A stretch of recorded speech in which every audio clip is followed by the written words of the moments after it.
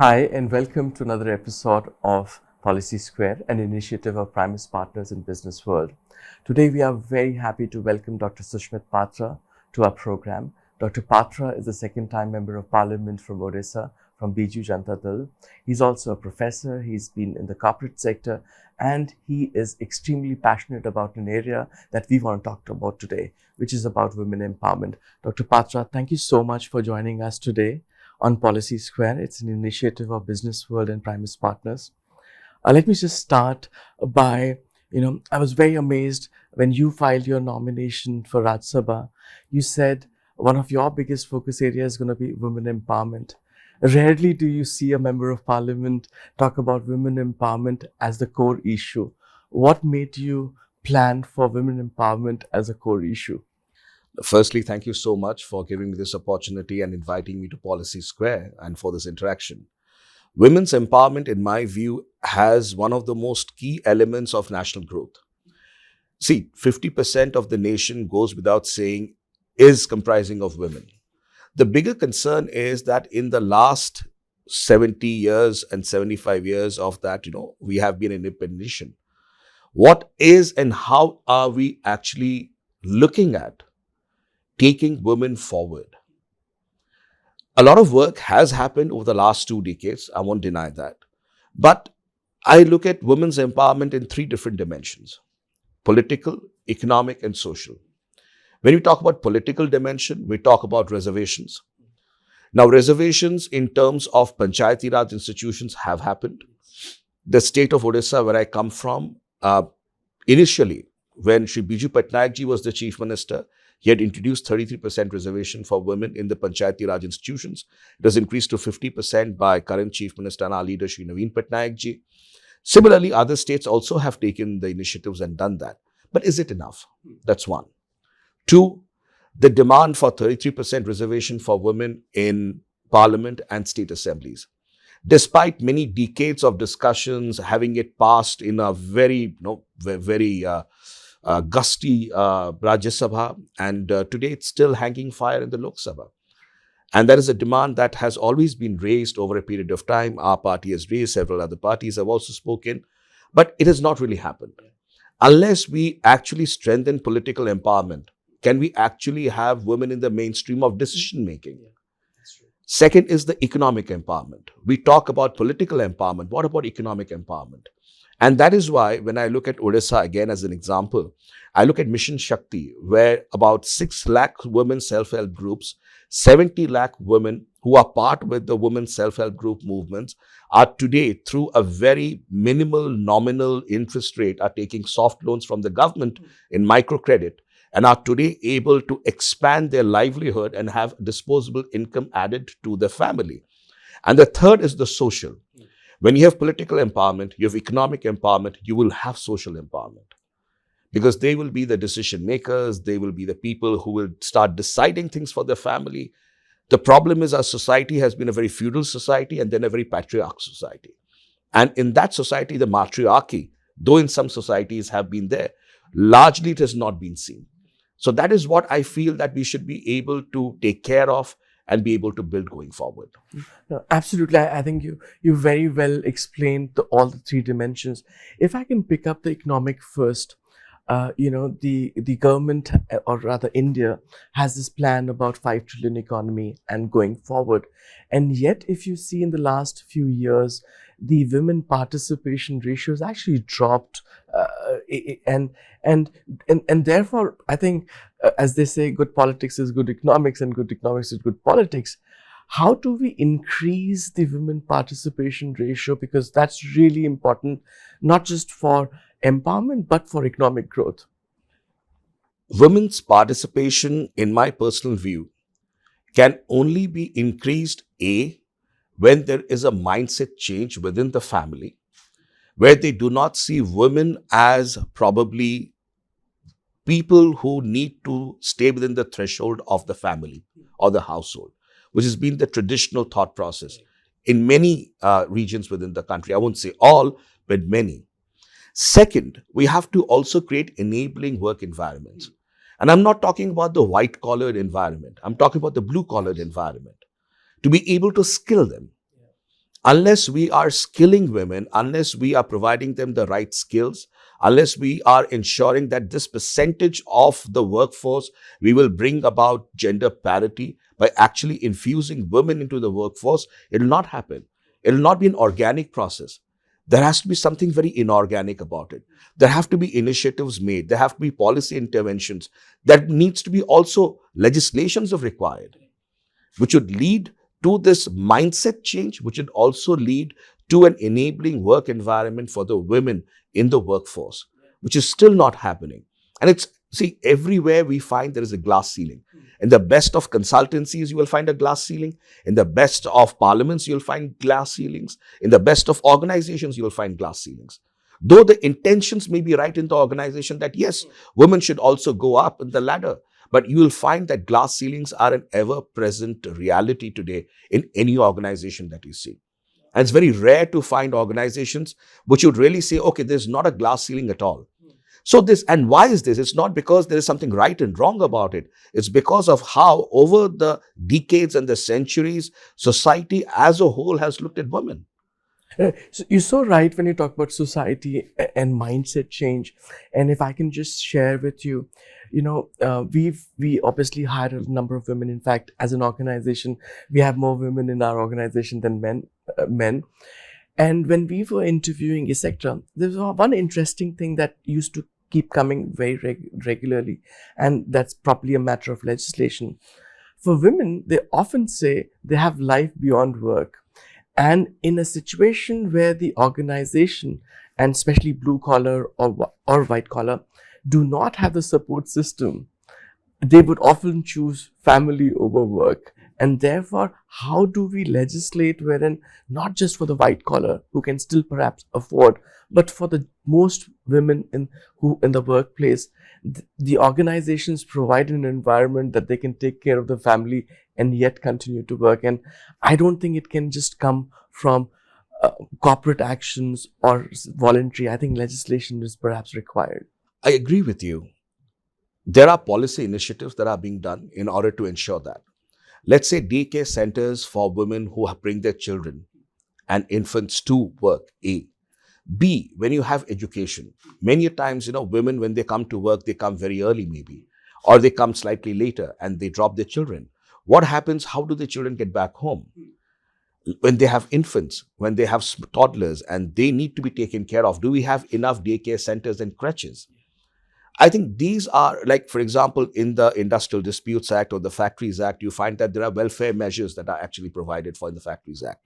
But these kind of welfare measures, where we focus on women and their needs as a mother, as a lady, are we able to provide substantially for that? I do not believe so. And I completely agree with you that where policies fail, legislations need to kick in. And legislations in those lines, you see, when we talk about women at workplace and harassment, we always go back to the Vishaka judgment. But then these are case laws. These are not legislations. So therefore, you need to have legislations in the first place rather than depending on the judiciary for case laws to take care of that. And that is why the point that you're raising is very true, very pertinent, that these kind of welfare measures, I wouldn't say welfare measures, it should support system. And these support systems have to be ingrained as a part and parcel of the organization, which will add to the organizational climate. And I'm very happy that, Policy Square, you have more women in your workforce than men. The simple reason is studies also show, in terms of organizational citizenship, the attrition rate of women is far less than men. Proportionately, if you also look at it. No, absolutely. In fact, I would go to the extent of saying, I know it's a generalization, but I find them more efficient than men for a very simple reason. They do have a life outside of work. For a lot of Indian men, their life is almost about work. And yeah, you also spoke about mindset change. And that brings in the larger issue of social, how we've evolved as a thing. I mean, and I think that's where the parliament, the politicians have a very, very important role to play in terms of being able to drive that. And yet, I know you and your party have been asking for the women reservation bill to go through. What's really stopping that? I'll give you a very small anecdote or probably a perspective that will help you to understand. My first submission when I came to Rajya Sabha in 2019 was on Women's Reservation Bill. That was my first special mention that I actually filed. And there have been at least 3 or 4 interventions that I've done over the last 3 years. The couple of times when I made interventions and then the house would break for lunch and then few of the male colleagues, not from my party, from various parties would come and say, why are you snatching our jobs? They already got so much of reservation everywhere. Why are you now wanting them to also take our jobs? They would half joke about it. But the point is, there is always this lurking fear that will we actually secede ground to women? A. B. Should we secede ground to women? And C. If we secede ground, what does it mean to us politically, economically, and socially?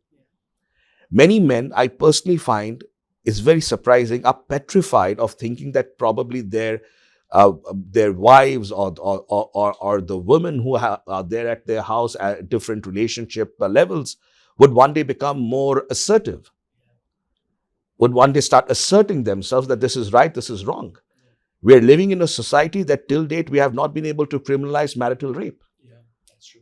So therefore, when you have such glaring examples and you start to understand how do we really, rationalize this, is difficult.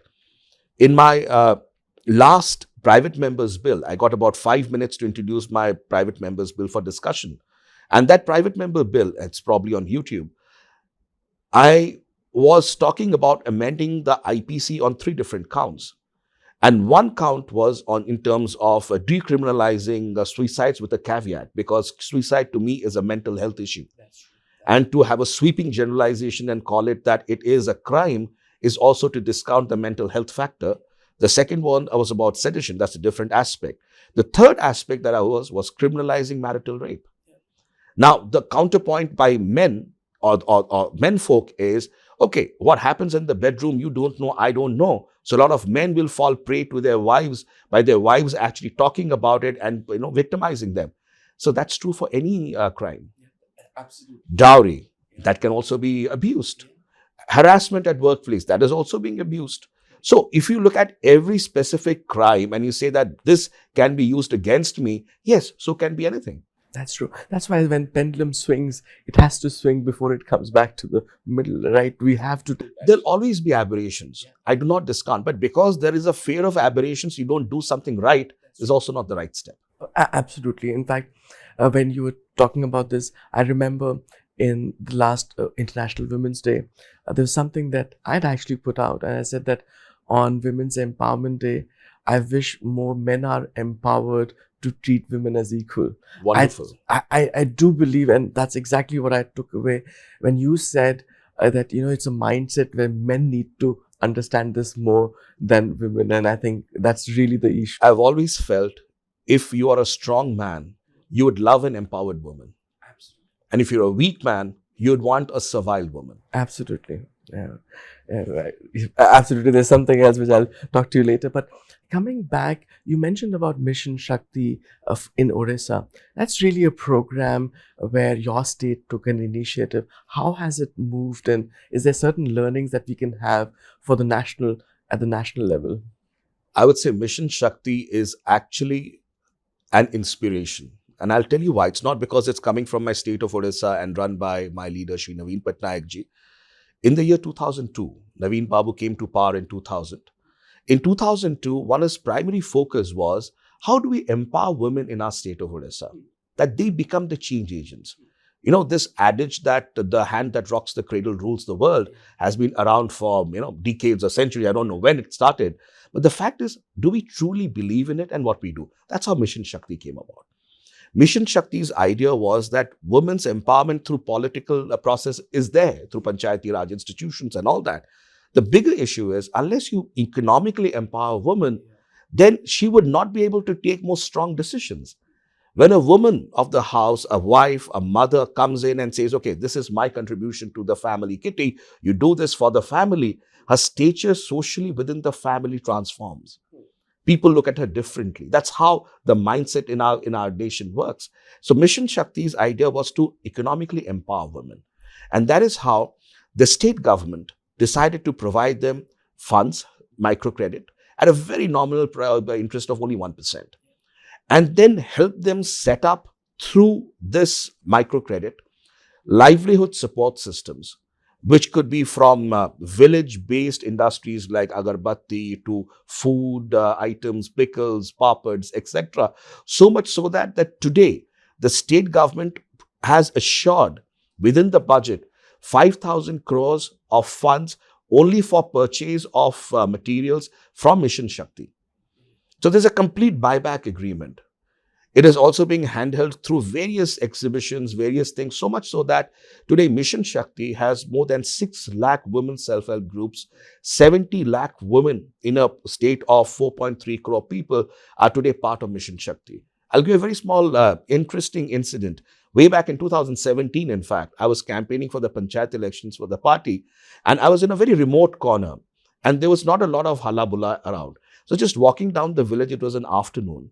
And suddenly I found groups of women huddled together. I was like, is this some kind of a mass literacy campaign happening? I walked over, I asked that, Ma, what's happening? Are you doing some literacy? Said, no, we are Mission Shakti, Ma. I said, what is Mission Shakti, Ma? What are you doing then? Said, no, every afternoon when we have time, 10 of us, that's the target. Usually 10 people are the unit for a Mission Shakti self-help group usually. So he said, 10 of us come together after we have taken care of our children and they are resting or they are sleeping. And then we try to tally our accounts. How much we have gathered, how much we have done, what is our work in progress, what is the material that is still left, what is to be done more, where is the shortage. And we're trying to reconcile within each other. Think socially, what used to be that afternoon? It would be a siesta, it would be a gossip, or it would be just whiling away time. But now every single aspect that they're doing is an economic value added to society. And that's the transformation that Mr. Naveen Patnaik has done in Odisha. He has empowered women not through lip service, but by providing cash in the hand and telling them that, look, with this cash, with this microcredit, you can actually change your life, and showing them the way and walking the talk. I think that's what Mission Shakti is. Oh, absolutely. And probably a brilliant example of good economics is good politics, given the fact that your leader has been coming back to power year after year. That brings me to another question, and you talked about the political part of it. How do you invite or how do you encourage young women to get into politics? Because even today, a lot of women in politics tends to be more literal or wives or relatives of established political people, but very few women coming from the grassroots or student level. I'll again give you an example, a real life example, which will put it in context. During the last Panchayat elections in 2022, February, March, BJD, we won all the 30 districts. So the district panchayats or the district councils, as we say, Zilla Parishads, they're all won by us. The idea was that who will become the Zilla Parishad president? And usually in states, you'd find a majority of them would be men, and probably 1 or 2 or 3 would be a woman. This time, you'd be surprised to know that about 21 women are there as presidents of the Zilla Parishads in Odisha. I was given the responsibility of a district called as Sundargarh, which is on the western part of Odisha. And the Zilla Parishad president today is a lady, Ms. Kunti Pradhan, who comes from the women's self-help groups. I've been to her house, I've campaigned with her there, and I've seen that she comes from very humble beginnings. But today, she is running the entire district as the Zilla Parishad president. And not only that, that district is extremely mineral rich. Yeah. You look at a Jindal, look at a JSPL, look at Mittal, anyone who's doing steel in India, they turn their minds from there mostly. So that is why a state which is so powerful in terms of resources is run by a tribal lady who comes from very humble beginnings. And you do that by providing them that space. So the answer to is, how do you encourage? By providing them space. Politics is a very cluttered space. There's no red carpet. Just a few days back, I was talking on Sansad TV. We had the 75 years of Amrit Mahotsav, and I was speaking on that. And there was this point again that how do we inspire youth? I said, there's no red carpet, but believe in the dream. But along with believing in the dream, the political parties must also provide space for the youth, not lip service. And youth should not be used only for the Zindabad, Murdabad. They have to be. Think about me as an individual. At the age of 40, I was elevated to the Rajya Sabha, having not contested even a Panchayat election. So when you have a leader like Mr. Naveen Patnaik, and I'm not again boasting about my leader, I'm sure there are many other leaders who have similar passions and similar things. It has to show. You have to walk the talk.